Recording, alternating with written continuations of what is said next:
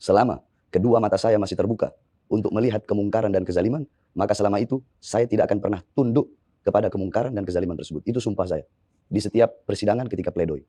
Jadi kemarin itu apa hal itu termasuk dalam kriteria yang Habib sebutkan itu? Iya, ya kita ini melihat suatu pernyataan dari Dudung. Mungkin banyak orang bertanya, kenapa Habib kok tidak memanggil Bapak? Tadi Pak Karni kan panggil Bapak. Ya. Kenapa kok Habib panggil nama? Mungkin ada pertanyaan seperti itu banyak. Apa Saya jawab, Dudung pernah memanggil nama Habib Rizik dengan sebutan nama, Rizik. Kalau Dudung saja yang kapasitasnya sebutan ulama memanggil Habib Rizik dengan sebutan nama, terus kenapa saya harus menyebutnya dengan sebutan Bapak? Nah, jadi ketika itu saya melihat di lapas. Kita kan ada TV di lapas itu kan, di blok ada TV. Saya lihat sedang menurunkan baleho. Terus saya melihat bubarkan saja FPI, apa itu Rizik itu dan segala macam. Kemudian banyaklah daripada pernyataan-pernyataannya yang bagi saya itu adalah hal yang tidak benar. Sehingga ketidakbenaran itu harus dilawan. Karena selama ini banyak yang diam. Seperti contoh dia mengatakan Tuhan itu Tuhan bukan orang Arab. Banyak ulama, kiai, habaib diam. Sekalipun bersuara hanya lewat tulisan. Tapi saya tidak bisa seperti itu karena karakter saya bukan karakter seperti itu. Ya tidak hanya soal dengan kasat. Saya lihat Habib itu memang terbuka dan lantang terhadap apapun juga. Iya, karena namanya kita cinta. Sama seperti begini Pak Karni. Saya tanya, ketika Pak Karni mempunyai anak atau orang yang Pak Karni cintai main di jalan raya, banyak mobil, apakah Pak Karni biarkan? Enggak dong. Pak Karni tarik, Pak Karni marahin, kamu jangan begini. Karena apa sayang? Karena apa? Cinta. Hubbul watan minal iman. Cinta tanah air itu bagian daripada iman. Negara dan penguasa itu tidak bisa disatukan. Beda antara negara dan penguasa. Kalau bagi saya NKRI harga mati. Saya tidak melawan penguasa. Tidak. Yang saya lawan kezalimannya, ketidakadilannya, kebijakan-kebijakannya yang merugikan rakyat dan mementingkan asing. Itu yang selama ini saya lawan. Untuk apa saya mengambil resiko di penjara? Untuk apa? Bagi saya resiko paling kecil di penjara, Bang Karni. Resiko terbesar saya dibunuh. Bisa jadi seperti itu. Dan saya mengambil resiko itu demi apa? Demi Islam, demi bangsa, demi rakyat. Udah berapa kali Habib kena penjara selama ini? Saya masuk penjara kasus Ahmadiyah, saya masuk kasus Mbah Priuk, ke Tanjung Priuk saya masuk karena saya yang pimpin. Kasus Ahmadiyah saya masuk zaman SBY waktu itu. Kasus Demos saya masuk zaman SBY waktu itu. Terus sama yang kasus saya mukul 2 Habib palsu. Nah, ini yang perlu saya luruskan. Banyak orang-orang ngomong penganiaya santri. Sekali lagi saya sampaikan, itu bukan santri. Bukan santri, tapi Habib palsu yang menjual-jual nama saya mendapat uang ratusan juta. Oh, jadi bukan santri. Bukan santri. Bukan, makanya kan orang suka ngomong itu Habib nganiaya santri. Bukan santri itu Habib palsu. 2 orang Habib palsu. Yang satu mengaku-ngaku saya, yang satu mengaku FAM bermarga Al-Atos. Padahal dia tidak pernah kenal dengan... Bukan Habib. Kenal nggak sebelumnya? Mereka mungkin kenal saya nggak kenal. Begitu. Jadi itu yang perlu saya luruskan. Jadi banyak berita-berita yang nggak benar. Cuma saya kan orangnya, terserah lah. Kalian mau hina saya, mau caci saya, mau maki saya, mau bilang apa, terserah. Selama pribadi saya dihina, dicaci, dimaki, saya diam. Tapi jangan coba-coba kalau masalah agama, masalah bangsa, masalah rakyat, saya tidak bakal diam. Setelah yang 2 orang itu katanya Habib itu juga... Ya, saya NAP itu nambah lagi kasus. Iya. Dengan driver Grab. Ya, driver Grab. Ya. Itu apa sebetulnya yang bikin marah Habib? Karena dia godain saya punya istri. Kami ini orang Sulawesi, Bang Karni. 3 perkara jangan pernah ganggu gugat. Masalah istri, ibu, sama adik perempuan, saudara perempuan. Karena bagi kami perempuan itu kami muliakan, kami taruh di atas kepala. Kalau ini udah diutik, ya seperti itulah kejadian, seperti kasus kemarin. Ya, kemudian juga ada kasus lagi, saya dengar Habib itu ketemu si Rian di lapas, juga terjadi pemukulan. Rian Jombang, itu alhamdulillah di lapas itu semuanya ngaji sama saya. Semua, termasuk Rian Jombang. Rian Jombang ngaji sama saya. Banyak orang-orang yang kasus pembunuhan, ada si Daeng itu yang, Rian masih mending 11 orang dia bunuh. Ada si Daeng, kasusnya dia kena pasal 340. Dia pembunuh bayaran, dia bunuh 47 orang, hukuman mati. Banyak anak-anak kasus pembunuhan, bandar-bandar narkoba. Dan saya rangkul semua, bukan hanya yang Muslim, yang Hindu, yang Buddha, yang Kristen, semuanya saya rangkul di lapas. Semuanya. Bahkan di lapas kan ada anak-anak bikin baju itu. Yang Kristen ada yang pakai baju gambar saya, yang Buddha, yang Hindu. Karena mereka tahu saya rangkul semuanya tanpa pilih agamanya, sukunya, rasnya. Mungkin sebelum saya udah menjadi hal yang biasa di lapas itu suku-sukuan. Ada suku ini. Tapi ketika saya masuk, saya rangkul semua, ngaji sama saya. Nah, saya paling benci khianat, Bang Karni. Nah, Rian Jombang melakukan salah satu hal yang dimana dia mengkhianati saya, sehingga menimbulkan. Saya juga kan lagi belajar untuk agar tidak terlalu, lagi belajar sabar lah intinya. Karena saya kan orangnya agak temperamen juga. Tapi alhamdulillah semenjak keluar dari lapas ini udah mendingan. Udah lebih dingin lah. Iya, jadi kemarin ceramah-ceramah saya itu agak lebih dingin dibandingkan dengan yang dulu-dulu. Karena saya belajar sabar, belajar tahan diri. Dan sampai sekarang saya masih belajar agar tidak temperamen. Karena saya temperamen itu sifat jelek. Jadi kalau ada kejelekan dalam diri saya nggak bakal saya benarkan. Nah, kalau kejelekan dalam diri saya nggak bakal saya benarkan, apalagi kejelekan orang lain. Kan begitu. Iya. Baik. Terus ada lagi videonya Habib itu yang beredar lagi di jacuzzi atau spa. Dikasih minum. Iya. Sebenarnya itu kan private ya. Saya juga bingung Bang Garni. Saya dari Jakarta pindah ke Bogor itu mau sembunyi. Sembunyi dari umat, sembunyi dari orang-orang biar nggak ada yang tahu saya. Biar nggak ada orang yang kenal sama saya. Saya mau sembunyi. Tapi semakin saya sembunyi, semakin saya dicari. Saya nggak tahu. Saya nggak pengen seperti ini. Apa-apa masuk berita. Apa-apa masuk berita. Saya naik motor masuk berita. Saya ini masuk berita. Saya bikin ini dikit masuk berita. Saya ini masuk berita. Bahkan mungkin andaikan kalau saya nginjak semut, itu kalau ada pasal nginjak semut, mungkin saya bisa dikenain pasal itu nginjak semut. Dikit-dikit apa-apa tentang saya viral. Jangan-jangan mau nutupin berita-berita yang lain kali. Makanya Bahar bin Smith yang dijadikan sorotan untuk menutupi berita-berita yang lain. Udah seleb kali bagi publik. Saya tidak merasa diri saya seperti Ya, itu. kita tidak merasa, tapi publik. Saya tidak merasa seperti itu. Saya hanya orang biasa. Saya ini pelayan. Saya tidak merasa diri saya pemimpin, bukan. Saya pelayan. Saya pembantu, pelayannya umat, pembantunya umat. Saya ini pelayannya negara, pelayan bangsa, pelayan rakyat, melayan. Saya bukan merasa diri saya pemimpin. Terus orang bilang, oh saya lihat banyak Habib Bahar tuh begini. Apa? Saya gila kepemimpinan? Nggak ada. Kami punya kakek-kakek Bang Garni mengatakan seperti ini. Para habaib, para salaf itu, beliau bilang, andaikan pangkat jabatan bisa dipegang oleh binatang peliharaan, maka kami tidak rela binatang peliharaan kami memegang pangkat dan jabatan tersebut. Apa yang kita cari? Apa? Pangkat, jabatan, kepemimpinan, rasa hormat? Enggak. Kita orang pelayan, melayani. Untuk apa saya melakukan itu? Padahal bisa aja saya santai di rumah, tenang, tamu banyak, orang datang nyari ilmu kepada saya. Tapi saya keliling dari desa ke desa, gang ke gang, lorong ke lorong, kampung ke kampung. Saya ceramah. Cuma itu, ceramah saya yang keras-keras dinaikkan.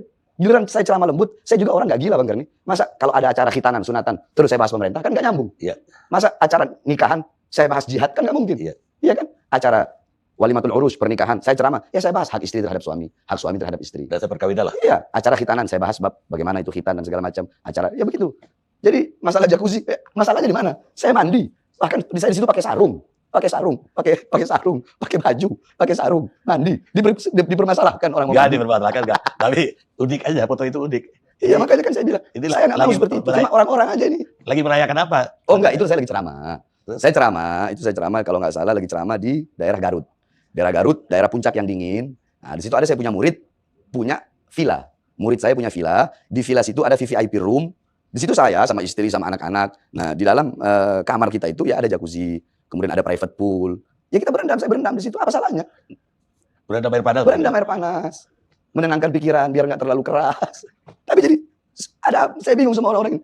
Bahkan ada yang bilang, saya berendam di jacuzzi katanya kayak Firaun. Terus bagaimana itu koruptor-koruptor yang curi uang rakyat, yang mengkhianati bangsa, yang bikin mati rakyat pelan-pelan. Dan zaman Firaun belum ada jacuzzi. Makanya itu. Tapi ya saya biarkan. Selama pribadi saya Bang Garni, mau dihina, caci, maki, terserah. Saya nggak pernah permasalahkan itu. Saya tidak pernah. Itu apa yang dikasih? Kopi atau apa? Kopi. Itu ada orang itu. Dia itu yang ngasih kopi. Baik, tadi Habib itu menyinggung soal apa aslinya dari Sulawesi. Iya. Persisnya utara itu atau Sulawesi Utara. Sulawesi Utara. Sulawesi Utara. Bapak ibu dari Sulawesi Utara. Jadi begini. Saya punya kakek dari ayah. Itu Habib Abdurrahman. Beliau datang dari Yaman menyebarkan Islam di daerah Sangir. Laut. Ya, Sangir. Bukan di Talautnya, di Mangan itu. Nah, Habib Abdurrahman ini nikah dengan anaknya Raja Mangan itu. Anak raja. Ya. Punya anak 4. Habib Alwi.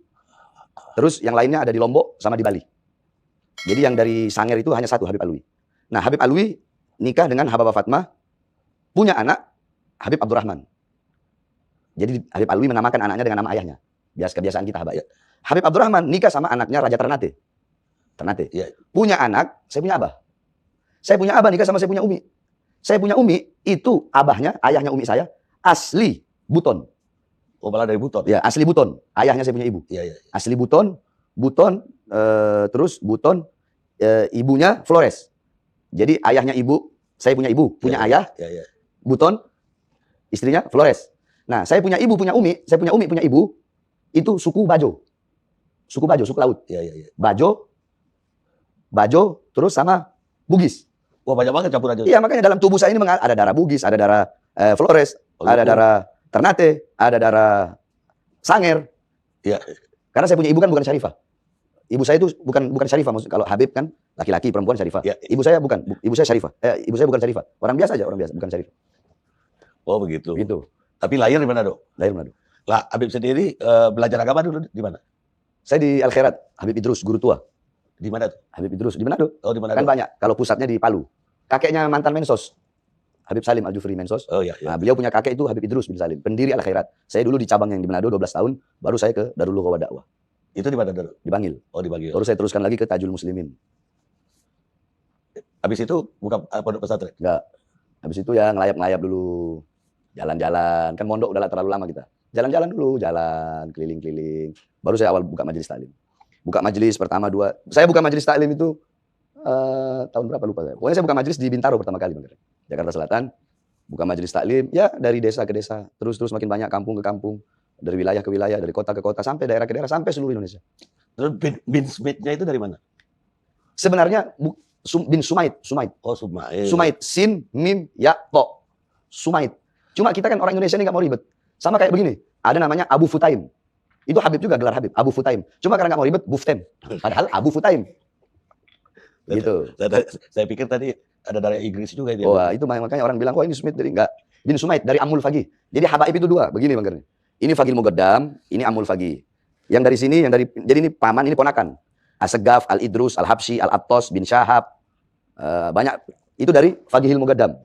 Kalau saya, bin Smith, itu dari Amul Fagi, dari paman. Saya, bin Smith, Al-Aidid, Al-Haddad, Wali Songo. Nah, itu sama, dari jalur sini. Amul Fagi. Ya. Dan semuanya tercatat di dalam Robitoh Alawiyah. Lembaga himpunan yang mencatat garis keturunan Rasulullah di seluruh dunia. Ya, makanya bisa orang menunjukkan ini Habib, ini nggak Habib, ini Habib, begitu. Ya. Artinya bisa dipilah. Ya, bisa dibedakan. Tidak semua. Jadi bukan yang menjadikan seseorang itu Habib bukan ilmu. Bukan, terus muka Arab hidung mancung, Habib. Bukan. Bukan. Yang menjadikan seseorang Habib itu bukan itu. Ya. Tapi ketika dia memiliki garis keturunan yang bersambung kepada Rasulullah dan tercatat, maka dia Habib. Karena bukan wajah, bukan harta, bukan pangkat, bukan ilmu yang menjadikan seseorang itu Habib. Walaupun anak kecil Habib. Ada orang gila. Garis keturunan nyambung ke Rasulullah. Ya Habib. Tetap Habib. Iya, nggak bisa kita hilangkan kehabaibannya. Beda dengan orang berilmu. Ya. Kalau orang berilmu gila, nggak disebut. Ada contoh saya Bang Karni, maaf. Ada kiai, dia gila. Hilang kan ilmunya. Iya. Ada Habib, gila. Hilang nggak kehabaibannya? Enggak. Ya itu kan darah tadi. Karena bid'atul Rasul, darah daging Rasul. Baik, tapi ya selain dari temperamen tadi yang Habib bilang, kan dalam hal lain Habib juga cukup meledak-ledak gitu. Itu apa dari Bunda begitu? Saya ini bukan orang yang nggak suka drama, Bang Garni. Saya paling benci drama. Sebab banyak penceramah sekarang, kebanyakan dramanya. Kebanyakan drama. Iya. Saya paling benci drama.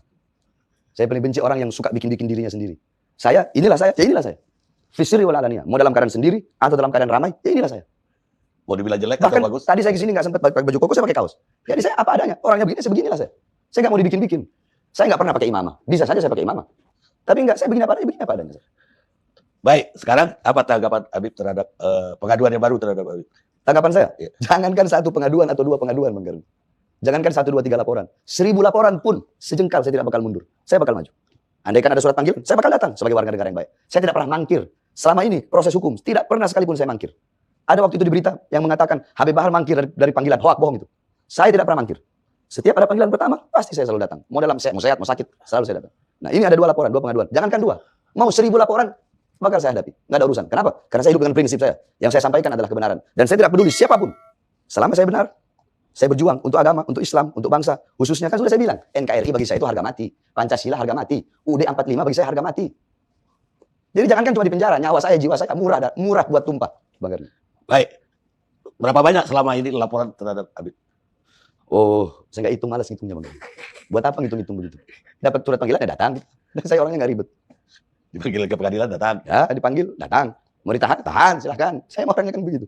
Enggak, kalau pengaduan yang kemarin kan dituduh Memelintir omongan. kemudian apalagi Sarah. Sarah, ya. Apa jawaban Habib? Saya juga nggak tahu mereka ini laporin apa ujaran kebencian. Saya mengujarkan kebencian kepada siapa? Iya, ujaran kebencian. Iya, siapa yang saya nyuruh umat benci kepada siapa? Emang saya suruh dalam ceramah saya itu ada saya mengutarakan kebencian atau memerintahkan orang membenci siapa? Ada? Nggak ada. Makanya kan saya bilang kalau mau jangan potong-potong video ceramah itu. Kan bahaya kalau dipotong-potong begitu. Putar dong secara utuh dari awal sampai akhir. Saya bahas maulid, dalil-dalilnya maulid, saya bahas apa semua. Sampai kenapa kok bisa sampai ke situ? Putar. Terus ujaran kebencian, Sarah, kepada siapa? Ke siapa? Bahkan di situ saya sampaikan kok, kalau ada kebaikan-kebaikan dari Dudung, kita ambil. Saya bilang begitu. Contoh, saya dengar langsung, kita akan mengambil merekrut santri menjadi TNI. Oh itu bagus. Saya tanya ke jamaah yang hadir itu ratusan ribu. Sampai di atas genteng-genteng. Kebijakan ini bagus, tidak bagus. Ambil, tidak ambil. Ya saya ini orangnya tidak akan menghilangkan kebaikan. Sekalipun tidak sejalan. Ada kebaikan kita ambil. Terus ada lagi pernah ketika dia baru jadi kasat, kita sebagai TNI harus melayani rakyat, lemah lembut kepada rakyat. Dukung, saya dukung. Jamaah gimana? Yang baik dukung. Tapi ketika dia mengatakan Tuhan bukan orang Arab, ya kita lawan. Karena itu kan tamthil, tashbih. menyerupakan, mensifatkan Tuhan dengan manusia. Kalau saya mau bahas dalil agama ini 3 hari nggak bakal kelar kita, Bang. Jangan. Makanya itu saya bilang ke yang laporin saya, itu Husain Alwi. Husain Alwi, kalau saya mau bahas masalah ini, saya bahas masalah duduk ngomong Tuhan bukan Arab. Di situ kan saya bilang, awas, itu bukan ranahnya kamu. Kamu urus saja OPM. Saya nggak bilang duduk murtad, tidak. Saya bilang, awas, hati-hati dalam ceramah saya. Jangan sampai karena perkataan kamu jatuh, kau jatuh ke dalam kemurtadan. Sekarang begini, Bang Karni, dia bilang Tuhan bukan orang Arab. Iya kan? Ada yang membela, benar dong pernyataannya. Karena Tuhan itu memang bukan orang. Ya itu masuk akal juga, masuk akal. Namanya orang itu, Bang Karni. Jadi ada 2. Tuhan dan Arabnya. Dia menyamakan Allah dengan Tuhan dan menyamakan atau mensifatkan Allah dengan Arab. Berarti Allah itu punya etnis. Allah itu berarti punya etnis, punya bangsa. Apa itu? Arab. 1. Terus tadi orang, berarti Allah itu sama dengan orang. Orang itu apa sih? Yakni ra'a bi alatil ain, sami'a bi alatil udun, takallama bi alatil lisan, tamassa bi alatil yad, masya bi alatil rijlain, dzaka bi alatil galab. Namanya orang itu melihat dengan alat mata, mendengar dengan alat telinga, berbicara dengan alat lidah, menyentuh, memegang dengan alat tangan, berjalan dengan alat kaki, merasa dengan alat hati. Itu orang. Orang. Nah kalau dulu mengatakan Tuhan itu bukan orang, selesai. Dia nggak salah. Kalau dia bilang Tuhan itu bukan orang.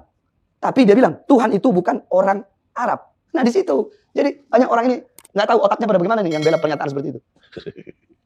Minum dulu Bang Karim. Gak bisa pertanyaan deh.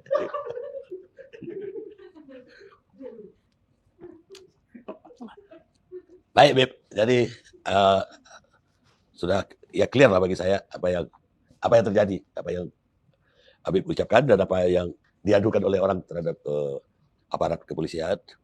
Duduk persoalannya malam ini bagi saya udah lebih clear.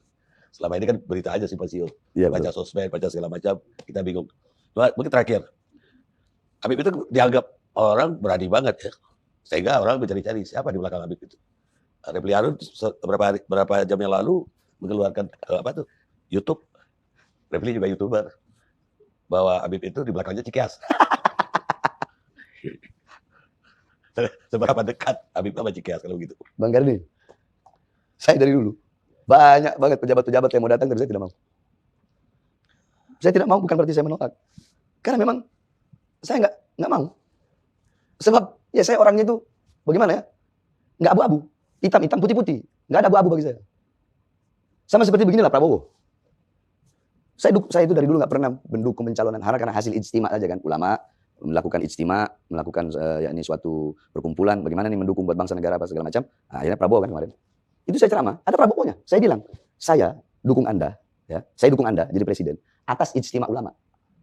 Dengan sekuat tenaga saya akan keliling seluruh Indonesia untuk memenangkan Anda jadi presiden. Tapi ingat, ketika nanti Anda jadi presiden, Anda khianati bangsa, khianati rakyat, khianati Indonesia, khianati ulama, khianati Islam, saya orang pertama yang bakal melawan Anda. Kalau jadi presiden, khianat, saya lawan. Apalagi nggak jadi presiden terus khianat. Kan begitu. Jadi saya nggak ada urusan. SBY apa di belakang mana ada. Saya SBY aja nggak kena. Kalau Bang Karni mau tahu, kenapa? Orang-orang ini. Hanya satu aja Bang Karni.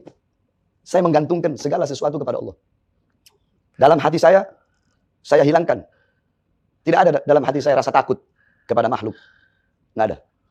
Karena saya punya Allah Subhanahu Wa Taala. Dan yang saya sampaikan adalah kebenaran. Kebenaran milik Allah. Dan pasti Allah akan memenangkan sesuatu yang menjadi miliknya.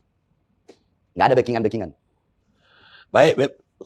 Saya terima kasih. Habis jauh-jauh dari Tangerang ke sini. Terima kasih juga sama-sama. Dan pemirsa, kita ketemu kali Ilyas Club yang akan datang.